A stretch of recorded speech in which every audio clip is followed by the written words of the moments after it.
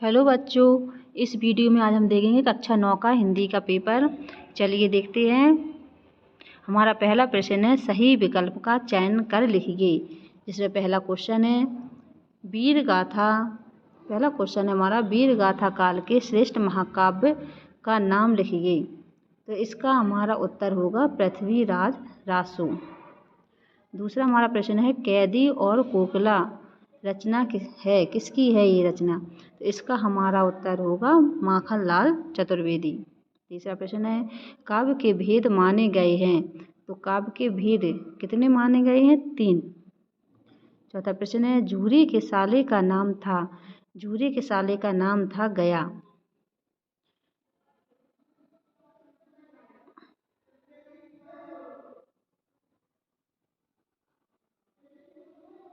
पांचवा हमारा प्रश्न है, विचार विनिमय के माध्यम को कहते हैं। तो विचार विनिमय के माध्यम को हम क्या कहते हैं? भाषा, जिससे हम विचार अपने आदान प्रदान करते हैं।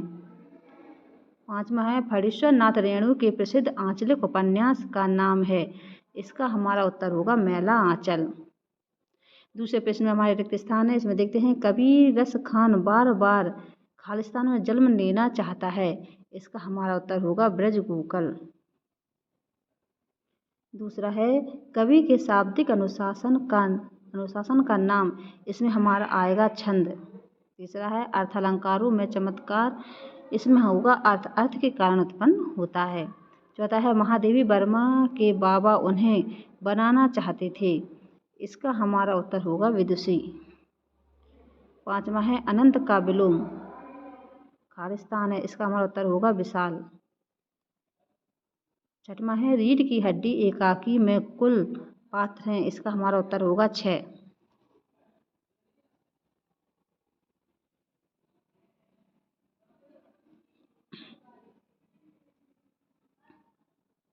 तीसरा प्रश्न देखते हैं, जिसमें सत्य असत्य हैं। निम्नलिखित कथनों के समक्ष सत्य असत्य लिखिए। पहला है हमारा, कबीर एक समाज सुधारक थे। ये हमारा सही होगा। दूसरा है, संचारी भावों की संख्या 35 होती है। ये हमारा गलत होगा, क्योंकि संचारी भावों की संख्या 33 होती है। तीसरा है, मंगोलों का मुंह लाल होता है। ये हमारा सत्य है। चौथा है, कहानी गद्य की गौण विधा में आती है। ये हमारा असत्य होगा, क्योंकि कहानी गद्य की कथात्मक विधा में आती है। पांचवा है, भूपति में ती उपसर्ग है। ये हमारा सही है। छठवां है, लेख का मृदुला गर्ग की तीसरी नंबर की बहन का नाम चित्रा था। ये भी हमारा साहित्य है। जोड़ी देखते हैं। पहला है लद्दाख। इसमें इसका हमारा होगा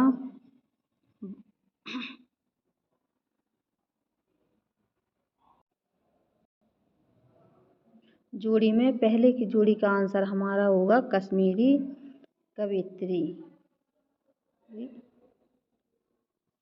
पहले का हमारा होगा कश्मीरी कवियत्री। दूसरा है सवैया। इसका हमारा होगा मात्रिक छंद। तीसरा है आग का तत्समक। इसका हमारा होगा अग्नि। चौथा है हरिशंकर परसाई। ये हमारा होगा सुरपति का। पांचवा है इंद्र का पर्यायवाची। इंद्र का पर्यायवाची, इसका हमारा उत्तर होगा हंसते हैं रोते हैं।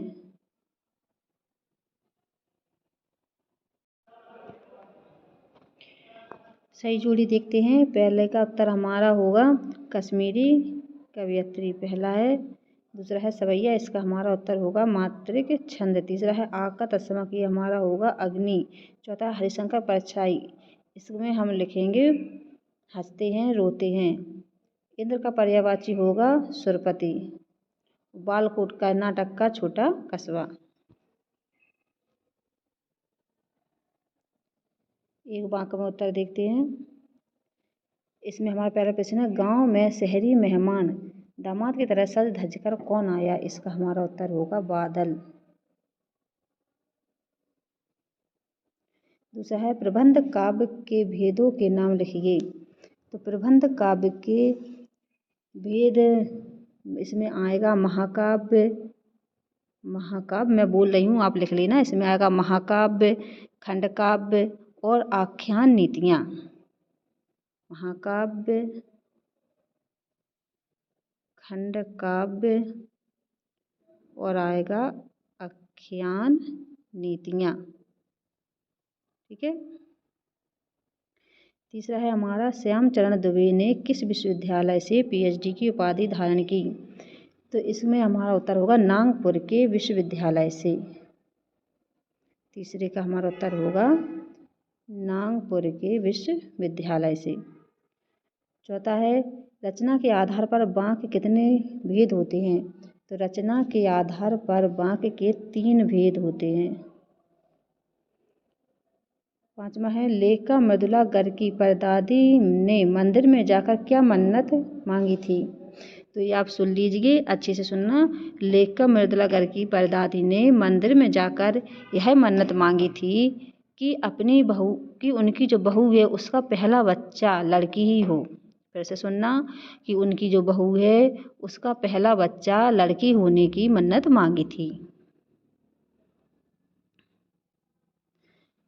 अगला हमारा प्रश्न है इस जल प्रलय में पाठ में बाण के पानी को क्या कहा गया है। तो इसका हमारा उत्तर होगा, छठवीं का हमारा उत्तर होगा मृत्यु का तरल दूत। मृत्यु का तरल दूत। ठीक है। देखिए 6वां प्रश्न देख लीजिए, ये हमारे सारे किताब के ही प्रश्न हैं। 7वां प्रश्न मोस्ट इम्पोर्टेंट है, 8वां भी है, 9वां भी है, सारे हमारी बुक्स के हैं जो आपने पढ़े होंगे। ये सारे प्रश्न पेपर में आप देख के जाना। ये अधिकतर ऐसे प्रश्न हैं जो अधिकतर परीक्षा में पूछे जाते हैं, मोस्ट इम्पोर्टेंट प्रश्न है। सारे प्रश्न आप आराम से देखना।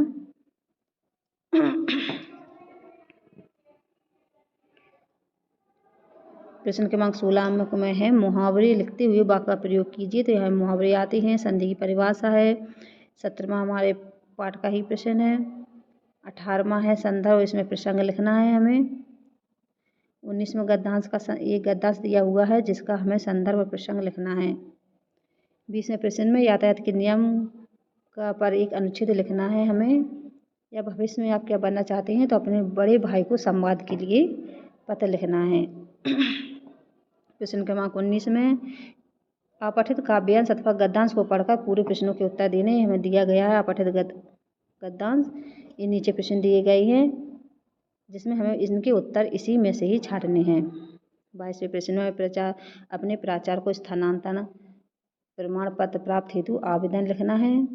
या फिर प्रातःकालीन सैर के लाभ बताते हुए अपने छोटे भाई को पत्र लिखना है। प्रश्न क्रमांक 23 में हमें एक निबंध लिखना है। इसमें से आप किसी पर भी निबंध लिख सकते हैं। उम्मीद है बच्चों आपको जानकारी अच्छी लगी हुई होगी। अगर आपको मेरे वीडियो पसंद आते हैं तो प्लीज़ मेरे चैनल को लाइक करें और सब्सक्राइब करें।